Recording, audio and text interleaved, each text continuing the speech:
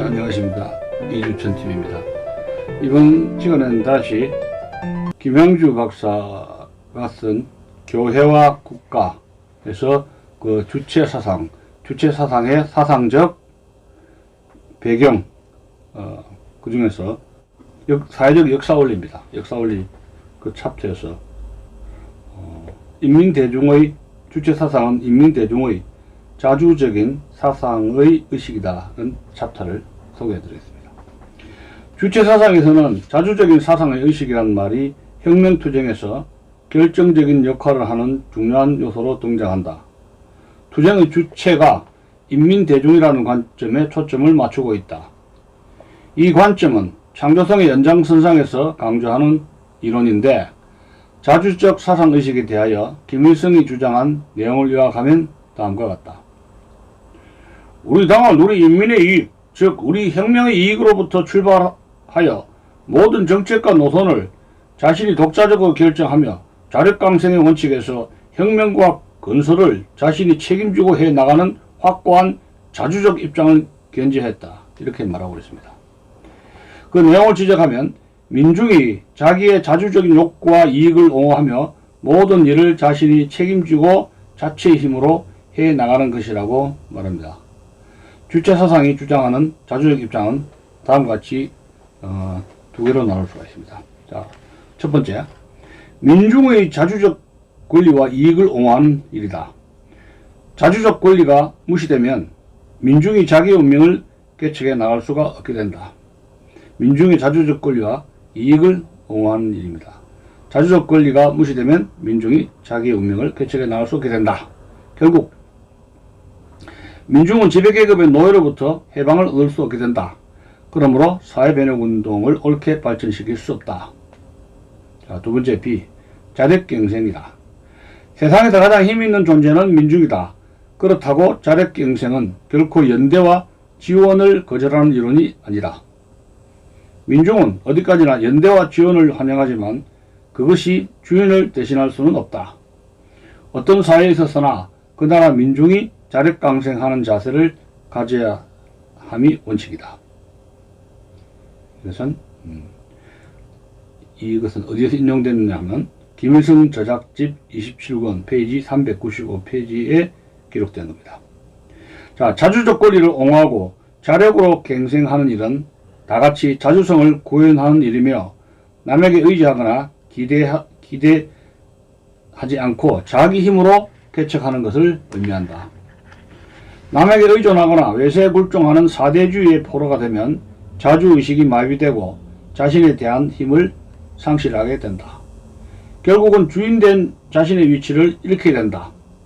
오직 자주적 입장만이 자연과 사회를 개조하고 변혁시키는 데 견지하여야 할 가장 올바른 근본적 정신이다. 그러므로 한국의 인민화를 위해서는 우선 일반 국민의 숙미 사대주의 사상을 타파하는 것으로부터 시작되어야 한다. 여기 굉장히 중요한 거죠. 한국의 인민화를 위해서는 우선 일반 국민의 숙미 사대주의 사상을 타파하는 것으로부터 시작되어야 한다. 이렇게 선동하겠습니다. 사대주의와 민중의 자주성은 물과 기름 모양으로 결코 섞이지 않는다. 철저한 자주성은 근로대중을 의식화하는 데 있어서 최우선 조건으로 생각해야 한다. 자주적 입장은 무엇보다도 민중이 사회변혁운동에서 주인으로서의 권리를 행사하게 하는 입장이다.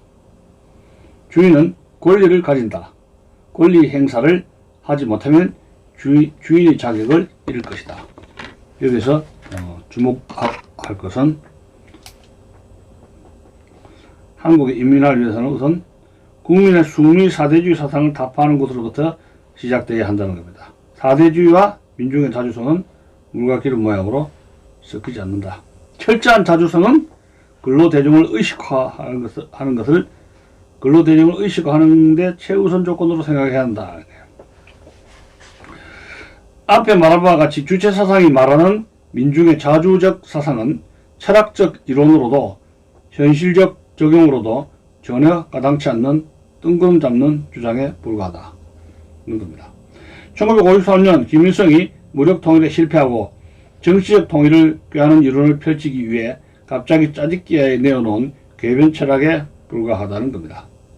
인간의 자주성은 철학적 입장의 원인과 결과론으로 결론 지을 수 없는 문제가 있다. 즉 자주성이 어디서부터 왔는지 하는 문제는 세속 철학에서도 쉽게 결론을 도출해내지 못하고 있다. 오직 창조의 원리를 이해하는 데서부터 인간의 자주성을 해결할 수 있기 때문입니다. 오직 창조의 원리를 이해하는 데서부터 인간의 자주성을 해결할 수 있기 때문입니다. 주체사상이 주장하는 자주성과 사회주의는 이론적으로 그리고 현실적으로 모순투성이로 꽉 차 있다.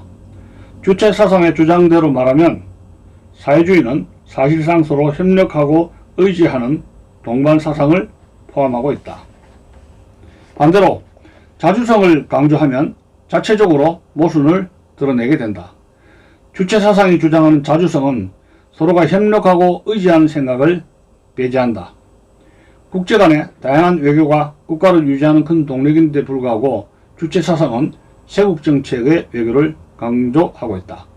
대한민국이 강대국과 외교를 맺는 일을 반대하면서 왜 그들은 소련과 중국에 기대어 거지처럼 동양이나 하면서 해방 후 70년을 살아왔는가? 김일성이 6.25를 일으켜 대한민국을 초토화시켰지만 우리나라에서 미국을 중심으로 유엔에 가입된 나라들이 수많은 병사들의 피와 군수물자를 소모하고 하나님을 섬기는 자유 대한민국을 건설하게 만들어 해주었다. 우리 대한민국은 그 은혜를 알아야 한다.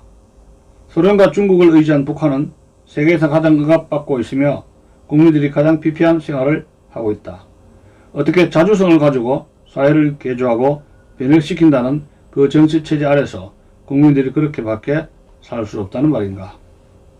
대한민국은 미국과 국가 대 국가의 외교를 맺고 서로 무역하고 그들이 섬기는 하나님을 우리도 섬기는 같은 신앙을 가지고 좋은 것은 서로 공유하고 선의의 경쟁을 통해 국가를 발전시켜 나가고 있다. 19세기 말 미국의 최고 수준의 선교사들이 한국에 와서 피와 땀을 바쳐 복음을 전도했다. 동맹을 깨우쳐주고 문명을 깨우쳐주고 현대 의학을 전달해주고 성경대로 믿어야 할 참된 복을 전해주었다. 평양에서 그 귀한 기독교 사상을 뿌리내리게 했다면 지금 대한민국은 통일된 국가를 형성하여 세계 최고의 복음주의 국가로 등장하였을 것이다. 기독교를 몰아낸 북한은 세계에서 가장 폐쇄되고 가난한 집단으로 전락하고 말았다. 북한에서 쫓겨난 기독교가 남한에 내려와 세계의 10대 경제 대국을 만드는 데 주춧돌의 역할을 하였고 교육에서 온 세계가 부러워하는 교육 대국을 만들었다. 각 중고등학교, 각 대학교 등등 사립학교들은 거의 다 기독교 학교이다. 우리 인간은 자주성을 말하기 이전에 먼저 의지할 인격적인 분을 찾아야 한다. 그분이 바로 하나님이다. 이 의지는 절대성을 요구한다. 부모 형제 간도 의지하는 데 있어 한계가 있다. 그러나 하나님을 의지하는 일은 한계가 없다. 이 세상 모든 사람들과 헤어질 때가 오고 사역이 끝나도 하나님께서는 나와 함께 하신다. 자주적 의식을 통한 사회변혁과 개조를 말하는 것은 정말 눈먼 장님이 달나라를 탐색하겠다는 말과 같다. 하나님을 의지하고 인간의 자주성을 말한다면 약간의 동조할 마음이 생길 수도 있다. 인간 자체의 자주성이란 사실 아집과 사악성 위의 것은 아무것도 없다. 조건 없는 인간의 자주성에 기초하여 주체성을 강조하게 되면 인간은 아주 포악한 권리만을 주장하게 되고 스스로 그리고 국가를 멸망시키게 된다. 하나님의 법 안에 있을 때 참다운 자주성을 찾을 수 있다. 하나님의 법은 자유를 제공하는 가장 객관적인 근원이다. 하나님의 율법을 무시하고 인간의 의지에 따른 자주성을 주장하게 되면 객관성이 없는 아집만을 말하게 된다. 세속 철학이 말하는 인간의 자주성은 사실상 인간을 파멸로 이끌어가는 원인이다. 실존주의에 심취한 철학자들이 강한 자기주의를 강조하였으나 그들 가운데서 많은 사람들이 정신병으로 고생한 사실은 깊이 고려할 문제이다. 또한 객관주의 역사관을 강조한 헤겔의 관념주의 철학은 하나님의 주권을 배제한 역사의 현상 세계에서 일어난 원인과 결과론을 강조한 결과 마르크스주의를 파생시켜 이것 역시 인간의 자주성에 의한 공동체 의식을 고취시켜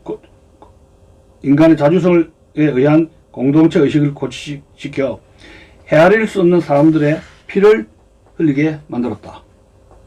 아무리 객관적 이념에 의존하여 자주성을 강조한다 해도 성경이 말씀하는 교훈을 넘어서면 그 자주성은 가치를 상실하고 만다. 그러므로 기독교의 정통성을 벗어난 어떤 자주성도 아무 의미가 없다.